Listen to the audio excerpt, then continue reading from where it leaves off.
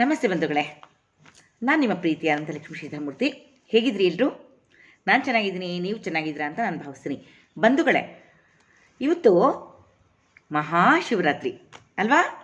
ಮಹಾಶಿವರಾತ್ರಿ ಪ್ರತಿ ತಿಂಗಳಲ್ಲೂ ಕೂಡ ಶಿವರಾತ್ರಿ ಹಬ್ಬ ಬರುತ್ತೆ. ಅದನ್ನು ಮಾಸ ಶಿವರಾತ್ರಿ ಅಂತ ಕರಿತೀವಿ. ಪ್ರತಿ ತಿಂಗಳು ಕೃಷ್ಣ ಪಕ್ಷದಲ್ಲಿ ಒಂದು ತ್ರಯೋಸಿ ದಿವಸ ಶಿವರಾತ್ರಿ ಬರುತ್ತೆ. ಅದು ಮಾಸ ಶಿವರಾತ್ರಿ ಅಂತ ಹೇಳ್ತೀವಿ. ಆದರೆ ಇದು ಮಹಾಶಿವರಾತ್ರಿ, ವರ್ಷಕ್ಕೆ ಒಮ್ಮೆ ಬರುವಂತಹ ಮಹಾಶಿವರಾತ್ರಿ. ಇವತ್ತು ಬಹಳ ಪರ್ವಕಾಲದ ದಿನ, ಪರ್ವದಿನ. ಏನಿವತ್ತು ವಿಶೇಷ? ಶಿವನನ್ನು ಆರಾಧಿಸುವಂತಹ, ಶಿವನನ್ನು ಪೂಜಿಸುವಂತಹ, ಶಿವನ ಅನುಗ್ರಹಕ್ಕೆ ಪಾತ್ರರಾಗುವಂತಹ, ಶಿವನ ಕರುಣೆಗೆ, ಶಿವನ ಕೃಪಾ ಕಟಾಕ್ಷಕ್ಕೆ ನಾವು ಪಾತ್ರರಾಗುವಂತಹ ದಿವಸ. ಹಾಗಾದರೆ ಶಿವ ಎಲ್ಲಿರ್ತಾನೆ ಮೇಡಮ್? ಶಿವ ಖಂಡಿತ ಬರ್ತಾನಾ? ಖಂಡಿತ ಬರ್ತಾನೆ. ಶಿವ ಮಂಗಳಕರ. ಶಿವ ಅಂದರೆ ಮಂಗಳವನ್ನೇ ಕೊಡುವಂತಹವನು, ಕಲ್ಯಾಣವನ್ನು ಉಂಟು ಮಾಡ್ತಕ್ಕಂಥವನು ಅಲ್ವಾ? ಕೇಳಿದ್ದನ್ನು ಕೊಡುವಂತಹವನು ಶಿವ. ಸಾಮಾನ್ಯವಾಗಿ ನೋಡಿ, ಬೇರೆ ಯಾವುದೇ ದೇವತೆಗಳಿಗಿಂತಲೂ ಹೆಚ್ಚು ಬೇಗ ಪ್ರಸನ್ನನಾಗುವವನು ಶಿವ.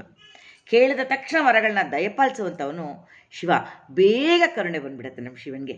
ಶಿವಪ್ಪನಿಗೆ ತುಂಬ ಇಷ್ಟ ಭಕ್ತನ ಕಂಡ್ರೆ. ಹಾಗಾಗಿ ಭಕ್ತರು ಸಂಕಟ ಪಡ್ತಿದ್ದಾರೆ, ಭಕ್ತರು ನೋಯ್ತಾ ಇದ್ದಾರೆ ಅಂದರೆ ಅವನಿಗೆ ಸಹಿಸ್ಕೊಳ್ಳೋಕ್ಕಾಗಲ್ಲ. ಓಡಿ ಬಂದ್ಬಿಡ್ತಾನೆ, ಭಕ್ತರು ಕೇಳಿದ್ದನ್ನು ದಯಪಾಲಿಸ್ಬಿಡ್ತಾನೆ ಶಿವ. ಅಂತಹ ಕರುಣಾಮಯಿ ಕೃಪಾಸಾಗರ ನಮ್ಮ ಶಿವಪ್ಪ. ಶಿವನಿಗೆ ಆದಿಯೋಗಿ ಅಂತ ಕರೀತಾರೆ. ಅಂದರೆ ಈ ಜ್ಞಾನದ ಮೂಲ ನಮ್ಮ ಶಿವಪ್ಪ. ಶಿವನಿಗೆ ಸಾಕಷ್ಟು ಹೆಸರುಗಳಿವೆ. ಸದ್ಯೋಜಾತ, ಸೋಮಶೇಖರ, ಮಹಾದೇವ, ಚಂದ್ರಚೂಡ, ಏನೇನೆಲ್ಲ ಹೆಸರುಗಳಿವೆ ಅಲ್ವಾ? ಸುಂದರೇಶ್ವರ ಅಂತ ಕೂಡ ಹೆಸರಿದೆ. ಸುಂದರೇಶ್ವರ ಅನ್ನೋ ಹೆಸರು ಬಗ್ಗೆ ನಾನು ಒಂದೆರಡು ಮಾತುಗಳನ್ನ ಇವತ್ತು ಹೇಳ್ತೀನಿ. ಯಾಕೆ ಸುಂದರೇಶ್ವರ ಅಂತ ಹೆಸರು ಬಂತಪ್ಪ ಅಂದರೆ, ಹಿಮಾಲಯನ ಮಗಳನ್ನು, ಹಿಮವಂತನ ಮಗಳನ್ನು ಮದುವೆ ಮಾಡ್ಕೊಳ್ಳೋಕ್ಕೆ ಅಂತ ಈಶ್ವರ ಬರ್ತಾನಲ್ಲ ಪಾರ್ವತಿಯನ್ನು. ಆಗ ಪಾರ್ವತಿಯ ತಾಯಿ ಮೇನೆ ಇರ್ತಾಳಲ್ಲ, ಅವಳಿಗೆ ಇಷ್ಟ ಆಗಲ್ಲ. ಇಲ್ಲ, ನಾನು ಇವನಿಗೆ ಕೊಟ್ಟು ಮದುವೆ ಮಾಡಲ್ಲ. ಶಿವ ವಿಚಿತ್ರ ವೇಷಧಾರಿಯಾಗಿದ್ದಾನೆ, ಈ ವಿಚಿತ್ರ ವೇಷದವನಿಗೆ ನನ್ನ ಮಗಳನ್ನ ಕೊಟ್ಟು ಮದುವೆ ಮಾಡಲ್ಲ ಅಂತ ಅಂದ್ಬಿಡ್ತಾಳೆ. ಆಗ ಶಿವ ನಾನು ಹೀಗೆ ಇರೋದು ಅಂತಾನೆ. ಆದರೆ ಅಲ್ಲಿದ್ದಂಥ ದೇವತೆಗಳೆಲ್ಲರೂ ಇರ್ತಾರಲ್ಲ, ಈಶ್ವರನ ಮದುವೆಗೆ ಅಂತ ಎಲ್ಲರೂ ಬಂದಿರ್ತಾರೆ. ಅವರೆಲ್ಲ ಸಮಾಧಾನ ಮಾಡಿ, ಈಶ್ವರ ಬೇಡಪ್ಪ, ಈ ರುಂಡಮಾಲೆ, ಈ ವೇಷ, ಈ ಒಂದು ವೇಷ ನಿನಗೆ ಇಷ್ಟ ಆಗ್ತಾಯಿಲ್ಲ, ಅವಳಿಗೆ ಇಷ್ಟ ಆಗ್ತಾಯಿಲ್ಲ, ಅವಳ ಮಗಳನ್ನ ಕೊಡೋದಕ್ಕೆ ಇಷ್ಟ ಆಗ್ತಿಲ್ಲ ಅವಳಿಗೆ. ದಯವಿಟ್ಟು ನೀನು ಈ ಒಂದು ಕಾರಣಕ್ಕೋಸ್ಕರ, ಏಕೆಂದರೆ ಅಲ್ಲಿ ಸಂಹಾರ ಮಾಡಬೇಕಾಗಿರುತ್ತೆ ಅಲ್ವಾ? ಅಸುರನ ಸಂಹಾರವಾಗಬೇಕಾಗಿರುತ್ತೆ. ಹಾಗಾಗಿ ಈ ಕಲ್ಯಾಣ ಬೇಕಾಗಿರುತ್ತೆ, ಆಗಲೇಬೇಕಾಗಿರುತ್ತೆ. ಹಾಗಾಗಿ ಏನು ಮಾಡ್ತಾನೆ, ಹೋಗಪ್ಪ ನೀನು ಒಳ್ಳೆ ರೀತಿಯಲ್ಲಿ ಅಲಂಕಾರ ಮಾಡ್ಕೊಂಡು ಬಾ ಅಂತ ಎಲ್ಲರೂ ಶಿವನನ್ನು ಪುಸಲಾಯಿಸಿ ಕಳಿಸ್ತಾರೆ. ಆಗ ಶಿವ ಏನು ಮಾಡ್ತಾನೆ, ಸುಂದರನಾಗಿ ಅಲಂಕಾರ ಮಾಡ್ಕೊಂಡು ಬರ್ತಾನೆ. ನೋಡೋದಕ್ಕೆ ತುಂಬ ಚೆನ್ನಾಗಿರ್ತಾನೆ ಶಿವ. ರಿಯಲಿ ತುಂಬ ಚೆನ್ನಾಗಿರ್ತಾನೆ, ತುಂಬ ಸುಂದರವಾದವನು. ಆದರೆ ಅವನ ಆ ವೇಷ ಧಾರಣೆ ಇದೆಯಲ್ಲ, ಅದು ಅವಳಿಗೆ ಇಷ್ಟ ಆಗ್ತಿರಲ್ಲ. ಹಾಗಾಗಿ ಕೊನೆಗೆ ಸುಂದರೇಶ್ವರನಾಗಿ, ಅಲಂಕಾರ ಭೂಷಿತನಾಗಿ ಸುಂದರೇಶ್ವರನಾಗಿ ಬರ್ತಾನೆ. ಹಾಗೆ ವೃಷಭಧ್ವಜ ಅಂತ ಕೂಡ ಇವನಿಗೆ ಹೆಸರು. ಯಾಕೆ ವೃಷಭಧ್ವಜ? ವೃಷಭವನ್ನೇ ತನ್ನ ಧ್ವಜವನ್ನಾಗಿ ಮಾಡಿಕೊಂಡಿರುವಂಥವನು, ವೃಷಭದ ಮೇಲೆ ರೂಢನಾಗಿ ಓಡಾಡ್ತಕ್ಕಂಥವನು. ಹಾಗಾಗಿ ವೃಷಭಧ್ವಜ ಅಂತ ಕರೀತಾರೆ. ಈ ವೃಷಭ ಯಾರು? ನಂದಿ. ಇವನ ವಾಹನ, ಈಶ್ವರನ ವಾಹನ ನಂದಿ. ಆ ನಂದಿ ತುಂಬ, ಯಾವುದೇ ಒಂದು ದೇವಸ್ಥಾನ ನೋಡಿ, ಯಾವುದೇ ಒಂದು ಈಶ್ವರನ ದೇವಾಲಯದ ಎದುರುಗಡೆ ನಂದೀಶ್ವರ ಕೂತಿರ್ತಾನೆ. ಈಶ್ವರನ ನೋಡ್ತಾ ಕೂತಿರ್ತಾನೆ. ನಂದಿ ಈಶ್ವರನ ಬಿಡೋದಕ್ಕೆ ಒಂದು ಕ್ಷಣ ಕೂಡ ನಿನ್ನ ಬಿಟ್ಟಿರೋಕ್ಕಾಗಲ್ಲ ಕಣಪ್ಪ ನನಗೆ ಅಂತ ಹೇಳ್ತಾನೆ. ಯಾರು? ನಂದೀಶ. ಆಗ ಈಶ್ವರ ಹೇಳ್ತಾನೆ, ಆಯ್ತಪ್ಪ, ನನ್ನ ಸನ್ನಿಧಿಯಲ್ಲೇ ನೀನು ಯಾವಾಗಲೂ ಇರುವಂತೆ ಅಂತ ಹೇಳಿ, ಯಾವಾಗಲೂ ನಂದೀಶ್ವರ ತನ್ನ ಎದುರುಗಡೆನೇ ಇರಬೇಕು ಅಂತ ಬಯಸ್ತಾನೆ ಈಶ್ವರ. ಹಾಗಾಗಿ ಯಾವುದೇ ದೇವಾಲಯಗಳಲ್ಲಿ ನೋಡಿ ನೀವು, ನಂದೀಶ್ವರ ಅಲ್ಲಿದ್ದೇ ಇರ್ತಾನೆ. ಆಮೇಲೆ ನಂದೀಶ್ವರನ ಕಿವಿಯಲ್ಲಿ ಮಾತಾಡ್ತಾರೆ ಭಕ್ತಾದಿಗಳು. ಹೋಗ್ಬಿಟ್ಟು ನಂದೀಶ್ವರನ ಕಿವಿಯಲ್ಲಿ ಮಾತಾಡ್ತಾ, ಹೀಗಿಟ್ಕೊಂಡು ಕಿವಿಯಲ್ಲಿ ಏನೋ ಹೇಳ್ತಾ, ಆಮೇಲೆ ಈಶ್ವರನ ದರ್ಶನವನ್ನು ಮಾಡ್ತಾರೆ. ಸಾಮಾನ್ಯವಾಗಿ ಈಶ್ವರನ ದೇವಸ್ಥಾನದಲ್ಲಿ ಇದು ನಡೀತಿರುತ್ತೆ. ಯಾಕೆ ಈ ಥರ ಇದು ಮಾಡ್ತಾರೆ ಅಂತಂದರೆ, ಅಂದರೆ ಧರ್ಮದ ಸಂಕೇತ ಅದು. ನಾನು ಧರ್ಮ ರೀತಿಯಲ್ಲಿ ನಡೀತೀನಿ. ವೃಷಭ ಅಂದರೆ ಅವನು ಧರ್ಮದ ಸಂಕೇತ. ಅವನು ಧರ್ಮದ ರೀತಿಯಲ್ಲಿ ನಾನು ನಡೀತೀನಿ, ಧರ್ಮವನ್ನು ಬಿಟ್ಟು ನಾನು ಹೋಗೋದಿಲ್ಲ ಅಂತ ನಾವು ಅವನ ಕಿವಿಯಲ್ಲಿ ಹೇಳಬೇಕು. ಆದರೆ ನಾವು ಇವತ್ತು ಏನು ಹೇಳ್ತಿದ್ದೀವಿ ಅವನ ಕಿವಿಯಲ್ಲಿ? ನನಗೆ ಅದು ಕೊಡು, ನನಗೆ ಇದು ಕೊಡು ಅಂತ ಕೇಳ್ಕೊಳ್ತೀವಲ್ವ. ಧರ್ಮದ ಸಂಕೇತವಾಗಿ ನಾನು ಧರ್ಮವನ್ನೇ ಅನುಸರಿಸಿ ನಾನು ನಡೀತೀನಿ. ನಂದೀಶ್ವರ, ನನಗೆ ಈಶ್ವರನ ದರ್ಶನ ಮಾಡಿಸು. ನನ್ನ ಕೊನೆಗಾಲದಲ್ಲಿ ನನಗೆ ಯಮಭಟ್ರು ಬರೋದು ಬೇಡ, ಶಿವದೂತರು ನನ್ನನ್ನು ಕರ್ಕೊಂಡು ಹೋಗೋದಕ್ಕೆ ಬರಲಪ್ಪ ಅಂತ ನಾವು ಕೇಳ್ಕೊಳ್ಬೇಕಾಗಿದೆ ಬಂಧುಗಳೇ. ಈ ರೀತಿಯಲ್ಲಿ ನಾವು ಈಶ್ವರನ ದೇವಸ್ಥಾನದಲ್ಲಿ ಕೇಳ್ಕೊಳ್ಳುವಂಥದ್ದು. ಈ ಶಿವರಾತ್ರಿ ದಿನ ಇವತ್ತು ತುಂಬ ಪ್ರಶಸ್ತವಾದ ದಿನ ಶಿವರಾತ್ರಿ ಬಂದರೆ, ಶಿವರಾತ್ರಿಯಲ್ಲಿ ನಾವು ಏನು ಮಾಡಬೇಕು ಮೇಡಮ್ ನಾವು ಅಂತಂದರೆ, ಶಿವರಾತ್ರಿ ದಿನ ಊಟ ಮಾಡಲ್ಲ. ಈಗ ಎಷ್ಟು ದಿವಸ ಇದೆಯಪ್ಪ? ಒಂದು ವರ್ಷದಲ್ಲಿ 365 ದಿನ ಇದೆ. 364 ದಿನವೂ ನಿಮ್ಗೆ ಲೋಲಾಗ್ತಿ, ನಿಮ್ಗೆ ಬೇಕಾ ತಿನ್ನಿ, ನಿಮ್ಗೆ ಬೇಕಾದು ಊಟ ಮಾಡ್ತೀರಿ. ಇವತ್ತು ನನಗೆ ಕೋಳ್ಬಳೆ ಬೇಕು ಅಂತ ಕರ್ಕೊಂಡು ತಿಂತೀರಿ ಅಲ್ವಾ? ಇಲ್ಲ, ನಾನು ಇವತ್ತು ಪಿಜ್ಜಾ ತಿಂತೀನಿ ಹೊರಗಡೆಗೆ ಹೋಗಿ ಅಂದರೆ ಅದನ್ನೂ ತಿನ್ನೋರಿದ್ದಾರೆ ಅಲ್ವಾ?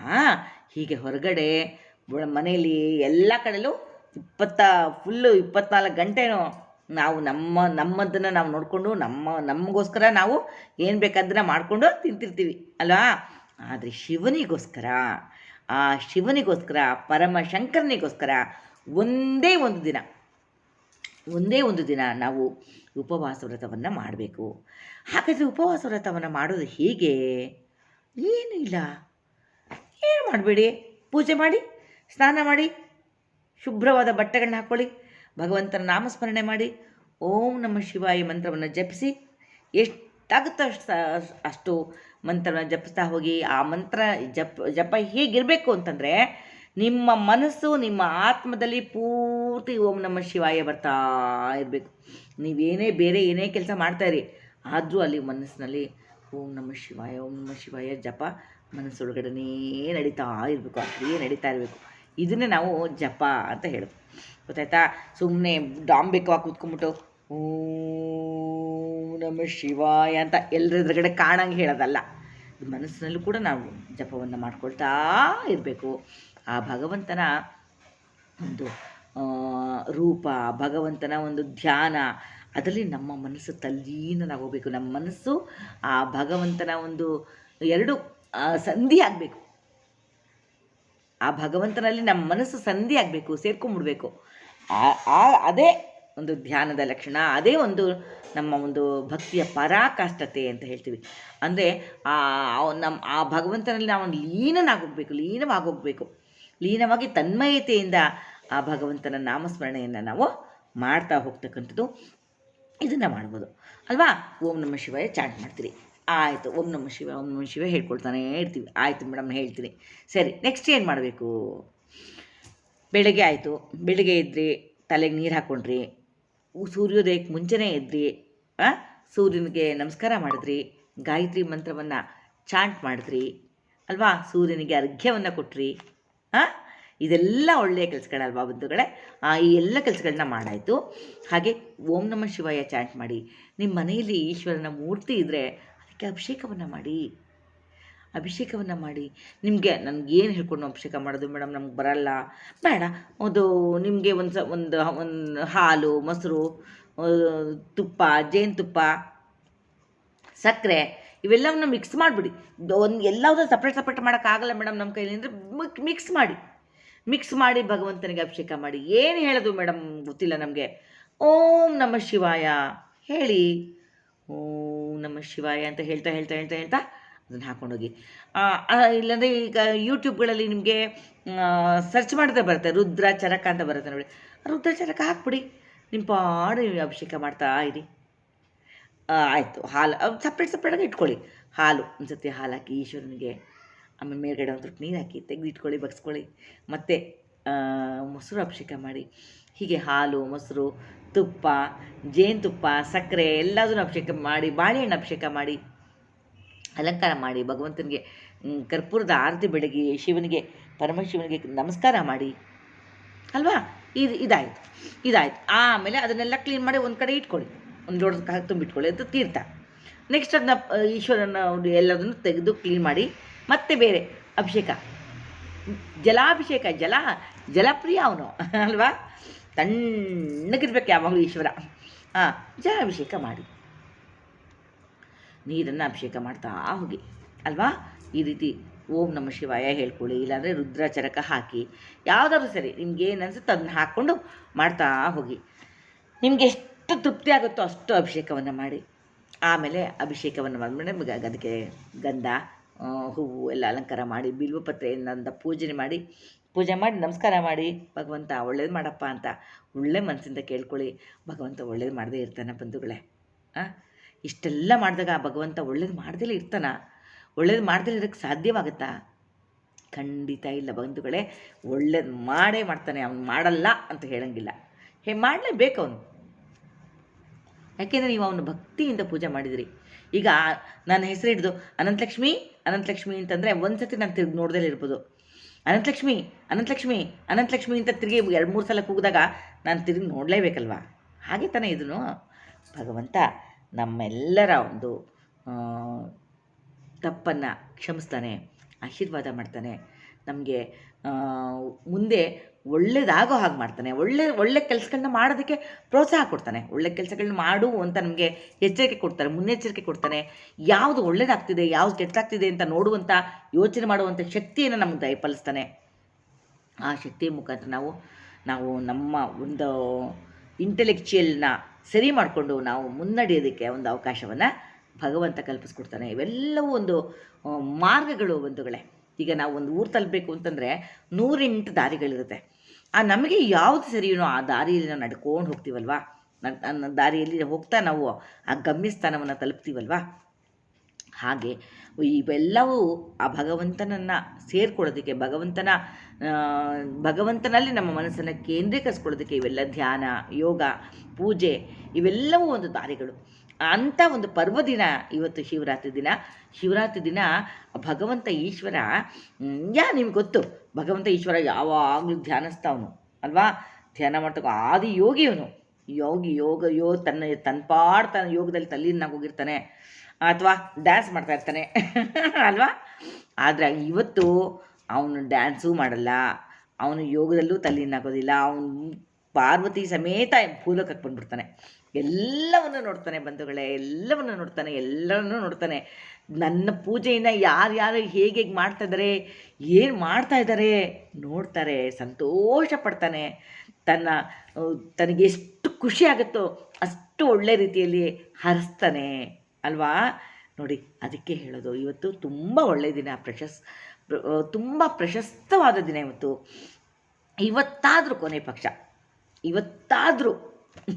ಇವತ್ತೊಂದೇ ಒಂದಿನಾದರೂ ನೀವು ಶಿವನಿಗೋಸ್ಕರ ಬೇಡಪ್ಪ, ನಿಮಗೋಸ್ಕರ ಬೇಡ, ಆ ಶಿವನಿಗೋಸ್ಕರ ನೀವು ದಯವಿಟ್ಟು ಒಂದು ಉಪವಾಸ ವ್ರತವನ್ನು ಕೈಗೊಳ್ಳಿ. ಖಂಡಿತ ಊಟ ಮಾಡಬೇಡಿ, ಅನ್ನ ಬೇಡ. ಒಂದು ಪೂಜೆ ಪುನಸ್ಕಾರ, ಅವನ ಬಗ್ಗೆ ಯೋಚನೆ, ಓಂ ನಮಃ ಶಿವಾಯ ಚಾಂಟಿಂಗ್ ಮಾಡ್ತಕ್ಕಂಥದ್ದು, ಇಂಥದ್ದನ್ನೆಲ್ಲ ಮಾಡ್ತಾ ಹೋಗಿ ಭಗವಂತ ಒಳ್ಳೇದು ಮಾಡ್ತಾನೆ. ಮತ್ತು ಇವತ್ತು ವಿಶೇಷ ಏನಪ್ಪ ಅಂತಂದರೆ, ಉಪವಾಸ ಇರೋದ್ರ ಜೊತೆಗೆ ಜಾಗರಣೆ ಕೂಡ ಇರಬೇಕು. ಜಾಗರಣೆನೂ ಇದ್ಬಿಟ್ರೆ ತುಂಬ ಖುಷಿಯಾಗುತ್ತೆ ಈಶ್ವರನಿಗೆ. ನನಗೋಸ್ಕರ ನನ್ನ ಮಗು ಊಟನೂ ತೆಗೆಸಿದೆ, ನನ್ನ ನಿದ್ದೆನೂ ತೆಗೆಸಿದ್ದಾನಲ್ಲಪ್ಪ ಅಂತ ಸಂತೋಷ ಪಡ್ತಾನೆ ಬಂಧುಗಳೇ. ನಿದ್ದೆ ಮಾಡೋದು ಬೇಡ ಅಂದರೆ ಹೆಂಗೆ ಮೇಡಮ್ ನಿದ್ದೆ ಮಾಡ್ದಲ್ಲಿ ಇರೋದು? ನಿದ್ದೆ ಮಾಡಲ್ಲ ಅಂತಂದರೆ ಒಂದು ಕೆಲಸ ಮಾಡ್ತೀನಿ, ನಾನು ಯಾವ್ದಾದ್ರು ಫಿಲಮ್ ನೋಡ್ತಾ ಕೂತ್ಕೊಂಡ್ಬಿಡ್ತೀನಿ, ತಮಾಷೆ ನೋಡ್ತಾ ಕೂತ್ಕೊಂಡ್ಬಿಡ್ತೀನಿ. ಇದೆಲ್ಲ ಅಂದರೆ ಈಶ್ವರನ ಧ್ಯಾನದಲ್ಲಿ, ಈಶ್ವರನ ಪೂಜೆಯಲ್ಲಿ, ಈಶ್ವರನ ಜಪದಲ್ಲಿ ನಾವು ತಲ್ಲೀನರಾಗಿ ಬಿಡೋದು, ಅವನಲ್ಲಿ ನಾವು ಸೇರ್ಕೊಂಡು ಬಿಡೋದು. ಇದು ಈ ಶಿವರಾತ್ರಿಯ ಉದ್ದೇಶ. ಈ ಉದ್ದೇಶವನ್ನು ಸಫಲ ಮಾಡ್ಕೊಳ್ಳಿ. ಖಂಡಿತ ಭಗವಂತ ನಮಗೆ ಒಳ್ಳೇದು ಮಾಡೇ ಮಾಡ್ತಾನೆ, ಈಶ್ವರ ಖಂಡಿತ ಒಳ್ಳೇದು ಮಾಡ್ತಾನೆ. ಈ ಮಹಾ ಮೃತ್ಯುಂಜಯ ಮಂತ್ರವನ್ನು ಜಪಿಸಿ, ಸತ್ಸಂಗವನ್ನು ಸೇರ್ಕೊಳ್ಳಿ. ಎಲ್ಲರೂ ಒಂದಷ್ಟು ಜನ ಸೇರಿಕೊಂಡು ಒಂದಷ್ಟು ಒಳ್ಳೆ ಕೆಲಸಗಳನ್ನ ಮಾಡಿ, ಒಂದಷ್ಟು ಹೊತ್ತು ನಿಮ್ಗೆ ಎಷ್ಟು ಹೊತ್ತಾಗುತ್ತೋ ಅಷ್ಟೊತ್ತು ಆ ಈಶ್ವರನ ಕುರಿತಾದಂಥ ಗೀತೆಗಳನ್ನ ಹಾಡಿ, ಒಂದು ಸ್ತೋತ್ರಗಳನ್ನ ಹೇಳಿ ಅಲ್ವಾ. ಇಂಥದನ್ನೆಲ್ಲ ಮಾಡ್ತಾ ಹೋಗಿ. ಇವತ್ತು ಎಷ್ಟು ಅಷ್ಟೊತ್ತರೆಗೂ ನೋಡೇ ಬಿಡ್ತೀನಿ. ನೀವು ಮನಸ್ಸಿಗಿಂತ ದೊಡ್ಡದು ಯಾವುದೂ ಇಲ್ಲ ಬಂಧುಗಳೇ. ಮನಸ್ಸು ಮಾಡಿ, ಮನಸ್ಸು ಮಾಡಿದಾಗ ಖಂಡಿತ ಸಾಧನೆ ಆಗುತ್ತೆ. ಆ ಮನಸ್ಸಿಗೆ ನಮ್ಮಲ್ಲಿ 2 ಥರ ಇರುತ್ತೆ. ಎರಡು ಮನಸ್ಸಿರುತ್ತೆ. ಒಂದು ಮಾಡೋ ಕೆಲಸಗಳು ಹೋಗಪ್ಪ, ನಂಗೆ ಕೈಲಾಗಲ್ಲಪ್ಪ, ನಾನು ಇದ್ದೆ ಕೇಳೋಳಲ್ಲಪ್ಪ, ನನ್ನ ಕೈಲ ಸಾಧ್ಯವೇ ಇಲ್ಲ, ಮಲ್ಕೊಂಬಿಡ್ತೀನಪ್ಪ, ನನ್ನ ಕೈಲಾಗಲ್ಲ. ಇದೊಂದು. ಇನ್ನೊಂದು ಮನಸ್ಸು ಹೇಳ್ತಿರ್ತೆ, ಇವತ್ತು ತುಂಬ ಒಳ್ಳೆಯ ದಿನ ಅಂತೆ, ಪರ್ವದಿನ ಅಂತೆ, ಇವತ್ತು ಚಾಂಟ್ ಮಾಡಿದ್ರೆ, ಇವತ್ತು ಈಶ್ವರನ ಪೂಜೆ ಮಾಡಿದ್ರೆ ತುಂಬ ಒಳ್ಳೇದಾಗತ್ತಂತೆ. ನಾನು ಒಳ್ಳೇದಾಗೋದಾದರೆ ನಾನು ಯಾಕೆ ಮಾಡಬಾರ್ದು, ಮಾಡೋಣ ಅಂತ ಒಂದು ಮನಸ್ಸು ಹೇಳುತ್ತೆ. ಆದರೆ ಇನ್ನೊಂದು ಮನಸ್ಸು ನಿದ್ದೆ ಮಾಡಬೇಡ. ಯಾವುದ್ರ ಕಡೆ ನೀವು ಒಲವು ತೋರಿಸ್ತೀರಿ, ದಟ್ ಈಸ್ ಮೇಯ್ನ್. ನೀವು ಯಾವುದ್ರ ಕಡೆಗೆ ಹೋಗ್ತೀರಿ, ಈ ಕಡೆಗೆ ಹೋಗ್ತೀರಾ, ಈ ಕಡೆಗೆ ಹೋಗ್ತೀರಾ, ಯಾವ್ದು ಬೇಕು ಆರಿಸ್ಕೊಳ್ಳೋದು ಯಾರು, ನೀವೇ ಸೆಲೆಕ್ಟ್ ಮಾಡ್ಕೊಳ್ತಕ್ಕಂಥದ್ದು. ಯಾವುದನ್ನು ಸೆಲೆಕ್ಟ್ ಮಾಡ್ಕೊಳ್ತೀರಾ ನೋಡಿ, ಹಾಗೆ ಸೆಲೆಕ್ಟ್ ಮಾಡ್ಕೊಂಡಿದ್ದನ್ನು ನೀವು ಚಾಲನೆ ತೊಗೊಂಬನ್ನಿ. ಇಲ್ಲಪ್ಪ ನಾನು ನಿದ್ದೆ ಮಾಡಲ್ಲ, ನಾನು ಇವತ್ತು ಏನಾದರೂ ಆಗಲಿ ಎಚ್ಚರವಾಗಿರ್ತೀನಿ. ನಿಮ್ಮ ಮನಸ್ಸು ಮಾಡಿ ನೋಡಿ, ನಿಮ್ಮ ಕಣ್ಣಲ್ಲಿ ನಿಮ್ಮ ಹೊಳಪು ಹೇಗೆ ಬರುತ್ತೆ ನೋಡಿ, ನಿಮ್ಮ ಮನಸ್ಸಲ್ಲಿ ಒಂದು ಹುಮ್ಮಸ್ಸು ಹೇಗೆ ಬರುತ್ತೆ ನೋಡಿ. ಹೌದಪ್ಪ ನಾನು ಇವತ್ತು ಜಾಗರಣೆ ಮಾಡ್ತೀನಿ ಅಂತ ತೀರ್ಮಾನ ತಗೊಳ್ಳಿ. ಯಾಕೆ ನಿದ್ದೆ ಬರುತ್ತೆ, ಅಕಸ್ಮಾತ್ ನಿದ್ದೆ ಬಂದಂಗೆ ಆಗುತ್ತಾ, ತೂಕೊಡ್ತಂಗೆ ಆಗ್ತಾ ಇದು ಬಿಡಿ, ಬೇರೆ ಕೆಲಸಕ್ಕೆ ಹೋಗಿ ಒಂದು ವಾಕ್ ಬನ್ನಿ, ಸುಮ್ಮನೆ ಅಲ್ಲಿಂದ ಈ ಕಡೆ ಓಡಾಡಿ. ಸಡನ್ನಾಗಿ ನಿಮ್ಮ ನಿದ್ದೆ ಬರೋ ಥರ ಮೂಡ್ ಬಂತಾ, ವಾಕ್ ಮಾಡಿ, ಓಂ ನಮಃ ಶಿವಾಯ ಅಂತ ಹೇಳ್ಕೊಂಡು ವಾಕ್ ಮಾಡಿ. ಭಗವಂತ ನೋಡಿ, ಅಯ್ಯೋ ನನ್ನ ಮಗು ಎಷ್ಟು ಕಷ್ಟಪಡ್ತಾ ಇದೆ, ಇದು ನಿದ್ದೆ ಬರ್ತಾ ಇದೆ ಆ ಮಗುಗೆ, ಪಾಪ ನಿದ್ದೆ ಬಂದು ಅವಾಯ್ಡ್ ಮಾಡ್ಕೋತಾ ಇದೆ ನನ್ನ ಕಂದ, ನನಗೋಸ್ಕರ ಅಂತ ಶಿವ ಸಂತೋಷ ಪಡಲ್ವಾ, ಸಂತೋಷಪಟ್ಟು ನಿಮ್ಗೆ ಆಶೀರ್ವಾದ ಮಾಡಲ್ವಾ. ಇದನ್ನು ಖಂಡಿತ ಅಳವಡಿಸ್ಕೊಳ್ಳಿ ಬಂಧುಗಳೇ. ಒಳ್ಳೆಯದಾಗೇ ಆಗುತ್ತೆ. ಖಂಡಿತ ನೀವು ಅಳವಡಿಸ್ಕೊಳ್ಳಿ. ಒಂದು ಪೂಜೆ ಪುನಸ್ಕಾರ, ಒಂದು ದೀಪ ಒಂದು ಹಚ್ಚಿ, ಒಂದು ಹವನ ಪೂಜೆ ಎಲ್ಲ ಮಾಡ್ತಿರ್ತಾರೆ. ಎಂತೆಂಥ ಹವನ ಪೂಜೆಗಳು ಎಲ್ಲ ಮಾಡ್ತಿರ್ತಾರೆ. ಇವತ್ತು ಎಲ್ಲೇ ಬೇಕಾದಷ್ಟು ಕಡೆ ಬೇಕಾದಷ್ಟು ಥರ ನಡೆಯುತ್ತೆ. ಸಾಧ್ಯವಾದರೆ ಹೋಗಿ ಈಶ್ವರನ ದರ್ಶನ ಮಾಡ್ಕೊಂಬನ್ನಿ ಹೊರಗಡೆ. ಇಲ್ಲ ಮೇಡಮ್ ನಮ್ಗೆ ಯಾವಕ್ಕಾಗಲ್ಲ, ಮನೆಯಲ್ಲೇ ದರ್ಶನ ಮಾಡಿ, ಮನೆಯಲ್ಲೇ ಈಶ್ವರನ ಕೈ ಮುಗಿರಿ, ಈಶ್ವರನ ಲಿಂಗ ಇದ್ರ ತಂದು ಇಟ್ಕೊಂಡು ಪೂಜೆ ಮಾಡಿ. ಅಯ್ಯೋ ಮೇಡಮ್ ಲಿಂಗ ಎಲ್ಲ ಇಲ್ಲ ಮೇಡಮ್, ಪರವಾಗಿಲ್ಲ, ನಿಮ್ಮ ಮನಸ್ಸಲ್ಲೇ ಈಶ್ವರನ ಲಿಂಗವನ್ನು ಕಲ್ಪನೆ ಮಾಡ್ಕೊಳ್ಳಿ, ಈಶ್ವರನ ರೂಪವನ್ನು ಕಲ್ಪನೆ ಮಾಡ್ಕೊಳ್ಳಿ, ಪೂಜೆ ಮಾಡಿ. ನಿಮ್ಮ ಮನಸ್ಸಿಗಿಂತ ಇನ್ಯಾವುದು ಇಲ್ವಲ್ಲ. ಈಶ್ವರ ಎಲ್ಲಿದ್ದಾನೆ, ನಮ್ಮ ಮನಸ್ಸಲ್ಲೇ ಇದ್ದಾನೆ ಬಂಧುಗಳೇ, ನಮ್ಮಲ್ಲೇ ಇದ್ದಾನೆ ಭಗವಂತ, ನಮ್ಮಲ್ಲೇ ಇದ್ದಾನೆ. ನಾವು ಅವನ್ನ ಹುಡ್ಕೊಂಡು ಬೇರೆ ಕಡೆಗೆ ಹೋಗ್ತಾ ಇರ್ತೀವಿ ಅಲ್ವಾ, ಹುಡ್ಕೊಂಡು ಬೇರೆ ಕಡೆ ಅಲ್ಲಿಗೆ ಹೋಗ್ತೀನಿ ಇಲ್ಲಿಗೆ ಹೋಗ್ತೀನಿ ಅಂತ ಹೋಗ್ತಿರ್ತೀವಿ. ಬಟ್ ಅವನು ಇರೋದು ನಮ್ಮಲ್ಲೇ, ನಮ್ಮೊಳಗಡೆನೇ ಇದ್ದಾನೆ ಈಶ್ವರ. ಆದರೆ ನಾವು ಅವನನ್ನು ಕಡೆಗಣಿಸ್ಬಿಡ್ತೀವಿ, ಬೇರೆ ಕಡೆ ಎಲ್ಲೋ ಒಂದು ಮೂರ್ತಿನ ದೇವಸ್ಥಾನಕ್ಕೆ ಅಲ್ಲಿಗೆ ಇಲ್ಲಿಗೆ ಅಂತ ಹೋಗ್ತಾ ಇರ್ತೀವಿ. ನಮ್ಮೊಳಗಡೆ ಇರುವಂತಹ ಭಗವಂತನನ್ನು ಎಬ್ಬಿಸಿ, ಭಗವಂತನಿಗೆ ಚೇತನವನ್ನು ಕೊಡಿ. ಆ ಭಗವಂತ ಹೇಗಿದ್ದಾನೆ, ಭಗವಂತ ಇದ್ದಾನೆ ಅನ್ನುವಂಥ ನಂಬಿಕೆಯನ್ನು ನೀವು ಇಟ್ಕೊಳ್ಳಿ. ಆಗ ಖಂಡಿತ ನಿಮಗೆ ದೇವರು ಕಂಡೇ ಕಾಣ್ತಾನೆ. ನಿಮ್ಮೊಳಗಿನ ಈಶ್ವರ ಖಂಡಿತ ನಿಮಗೆ ಬಂದು ಸಹಾಯ ಮಾಡ್ತಾನೆ. ನಿಮ್ಮ ಬೇರೆಲ್ಲ ಕೆಲಸಗಳಲ್ಲೂ ನಿಮ್ಮನ್ನು ಕೈ ಹಿಡ್ಕೊಂಡು ಕರ್ಕೊಂಡು ಹೋಗ್ತಾನೆ. ಎಲ್ಲ ಕೆಲಸಗಳಲ್ಲೂ ಜಯವನ್ನೇ ಕೊಡ್ತಾನೆ. ಖಂಡಿತ ನೀವು ಈಶ್ವರನ ಪೂಜೆಯನ್ನು ಮಾಡಿ ಭಕ್ತಿಯಿಂದ ಅವನನ್ನು ಆರಾಧಿಸಿ. ಒಳ್ಳೆಯದಾಗಲಿ, ಸಕಲರಿಗೂ ಸನ್ಮಂಗಳವಾಗಲಿ ಅಂತ ಹೇಳ್ತಾ ಇವತ್ತಿನ ಈ ವಿಡಿಯೋನ ಮುಗಿಸ್ತೀನಿ. ಎಲ್ಲರಿಗೂ ಶಿವರಾತ್ರಿ ಹಬ್ಬದ ಹಾರ್ದಿಕ ಶುಭಾಶಯಗಳು. ಎಲ್ಲರೂ ಈಶ್ವರನ ಕೃಪೆಗೆ ಪಾತ್ರರಾಗಿ ಅಂತ ಹೇಳೋದಕ್ಕೆ ಬಯಸ್ತೀನಿ. ನಮಸ್ತೆ, ಜೈ ಜಗತ್.